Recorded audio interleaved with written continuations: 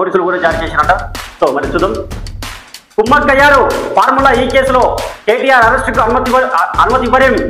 Kaleshwaram case సిబిఐకి ఇస్తే 48 గంటల్లో అరెస్ట్ అన్నారు.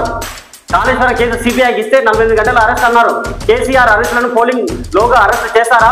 కేంద్ర మంత్రి కిషన్ రెడ్డికి సీఎం రేవంత్ రెడ్డి సవాల్. ఎప్పటికైనా బీఆర్ఎస్ బీజేపీలో విలీనం అయ్యేదే. మీరు ఆత్మహత్య చేసుకొని బీఆర్ఎస్ ను గెలిపించే కుట్ర. బీజేపీ నాయకత్వంపై విరుచుకుపడ్డ ముఖ్యమంత్రి 10 ఏళ్లు మున్సిపల్ మంత్రిగా ఉన్న చెత్తనా కొడుకు హైదరాబాద్ లో చెత్త గురించి మాట్లాడుతున్నాడు. రోజంతా చెత్త కుండి దగ్గర కట్టేస్తే తెలుస్తుంది.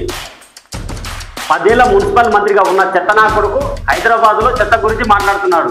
రోజంతా చెత్త కుండి దగ్గరనే కట్టేస్తే తెలుస్తుంది. ఎన్నికల తర్వాత జూబ్లీహిల్స్ కు 4,000 ఇందిరమ్మ ఇల్లు 30,000 మెజార్టీతో గెలుస్తాం. రోడ్ షోలో మన సర్వేలో కూడా 30,000 పైన, 30,000 నుంచి 40,000 మధ్యలో. సో మనం ఇచ్చిన ప్రజాభిప్రాయం తెలుసుకున్న విధంగా చూస్తే 30,000 నుంచి 40,000 మధ్యలో సో నవీన్ యాదవ్ గెలవబోతున్నారని ప్రజలు మనకు చెప్పిన అంశం. సో అది కూడా మనకు తెలియజేయడం జరిగింది. మన ఛానల్ అప్లోడ్ కూడా చేయడం జరిగింది. సో ఇప్పుడు ముఖ్యమంత్రి గారు కూడా అదే మాట్లాడుతున్నారు. కేసీఆర్ బీజేపీల మధ్య చీకటి ఒప్పందం ఉందని ముఖ్యమంత్రి రేవంత్ రెడ్డి ఆరోపించారు.